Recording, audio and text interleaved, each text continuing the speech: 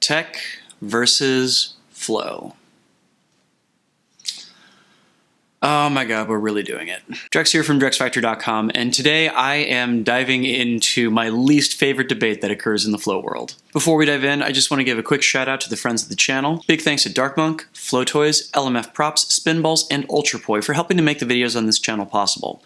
You can learn more about all these awesome companies by checking out the links that I've got down in the description of this video. Okay, so a little bit of background here.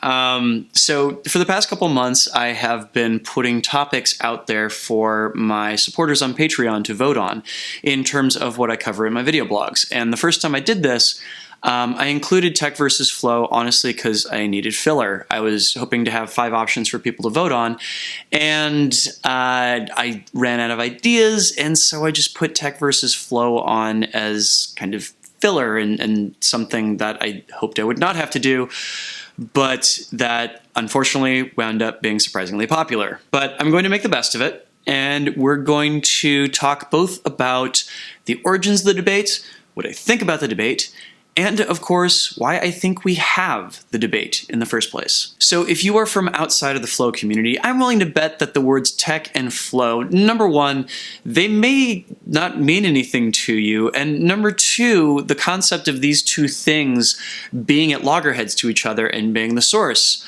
of endless debates might seem kind of surprising. So let me break down what this boils down to. So a couple years ago, I did a video series that I called Flow Arts 101, in which I talked about a lot of the basic ideas in the flow arts, including definitions for a lot of terms that are pretty popular. And among those terms, of course, were both flow and tech. So in the case of tech, I'm going to borrow the definition that I used in my tech spinning video, which is that it essentially boils down to talking about prop spinning as being somewhat mathematical or scientific. That is, you are trying to break down tricks into variables that can be adjusted or edited to create brand new tricks or predict things that nobody's ever done before. It's a really analytical way of looking at the flow arts and really any art in general. And I would venture to say that the vast majority of people that have visited my channel would consider me to be a tech spinner. And of course, on the other side of the equation would be what we would refer to as flow.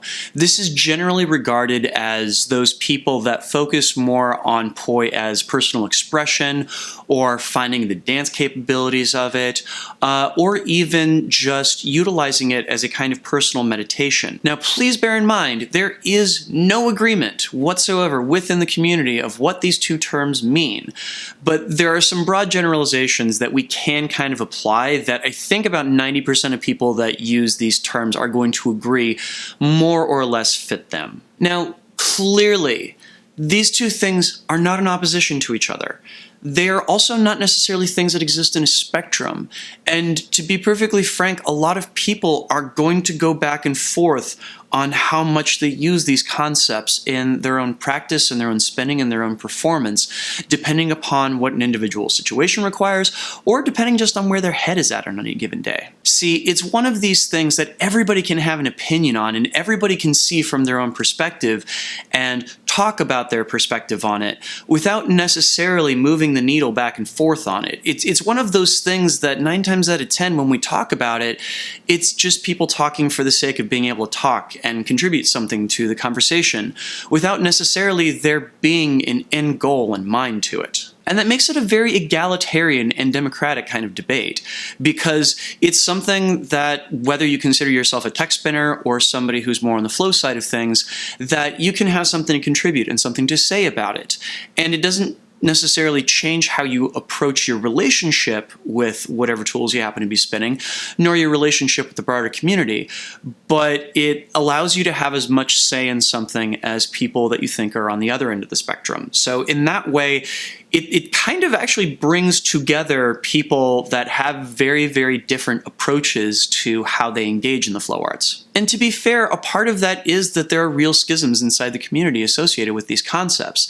Most notably, people that tend to dive deeply into the tech side of things a lot of the time are thought by people who don't to be kind of elitist, to be kind of emotionally distant, or to look down on them. And you know, to be fair, there's definitely some snobbery in the flow arts world. That is absolutely a thing that is true. And by the same token, there are plenty of people on the other side of the spectrum that see a lot of people that just don't seem to want to discipline themselves in the same way.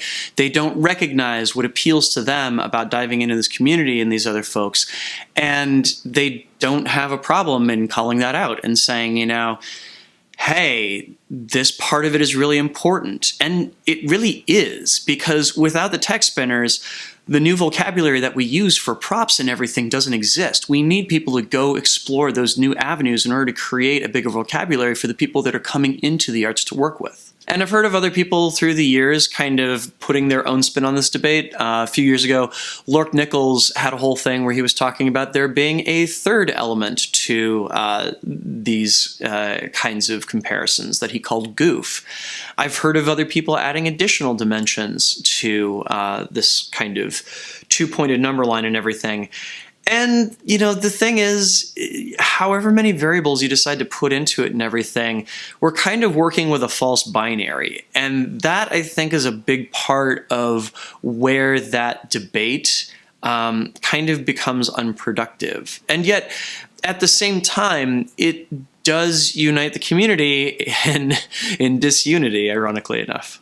So if you've made it this far and you're wondering what I think about tech versus flow, the God's honest truth is that I don't. Like, when it pops up, I kind of roll my eyes and go work on something else. It's not something that changes how other people look at us or even really how we look at ourselves, but it's something that we invest so much time and energy and effort into that it just feels like there are so many more productive things that we could expend all of that energy on, you know? And that said, if that's a thing that you have strong feelings about, there's no reason that you can't. Just because I don't particularly like to engage on that debate doesn't mean that it isn't something that is very important to a lot of folks out there that are involved in the flow arts community and everything. And maybe you have a reason for being really deeply invested in it that does fundamentally affect how the community works and what your relationship with it is. And that's okay. And with all of that said, I am still going to thank my wonderful supporters on Patreon for voting on this topic, despite the fact that it was totally a joke for me to suggest it in the first place on my Patreon.